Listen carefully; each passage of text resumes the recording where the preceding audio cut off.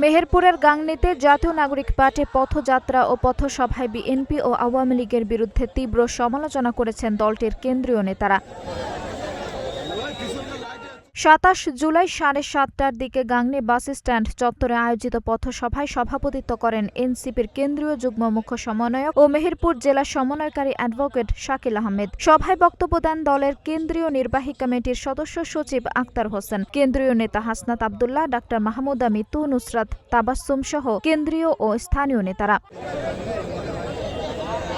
হাসনাত আব্দুল্লাহ বলেন, বিশ্বের বড় রাজনৈতিক দল বলে দাবি করা একটি দল এখন টেলিগ্রাম লিগে পরিণত হয়েছে। ট্যাঙ্ক, গোলাবারুদ, পার্শ্ববর্তী দেশ, বিদেশি শক্তি কিংবা অর্থ কিছুই তাদের পতন ঠেকাতে পারেনি বলেও মন্তব্য করেন তিনি।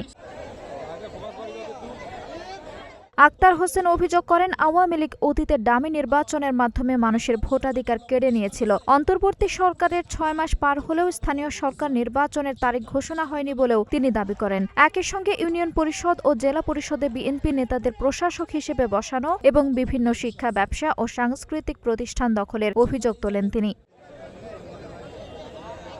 তিনি আরও বলেন, বিএনপির ঘোষিত ৩১ দফার কোথাও রাষ্ট্রীয় প্রতিষ্ঠান দখলের কথা উল্লেখ নেই। ডাক্তার মাহমুদা মিতু বিএনপির উদ্দেশ্যে বলেন, আওয়ামী লীগের পথ অনুসরণ করলে শেখ হাসিনার মতো পরিণতি হবে। তিনি আরও অভিযোগ করেন, এনসিপির নেতাকর্মীদের উপর হামলার চেষ্টা হলে জনগণই তার প্রতিরোধ করবে। পাশাপাশি সরকার গণভোটের রায়ের সঙ্গে বেইমানি করেছে বলে অভিযোগ করেন তিনি। পথসভায় কেন্দ্রীয় ও স্থানীয় পর্যায়ের নেতাকর্মীরা উপস্থিত ছিলেন।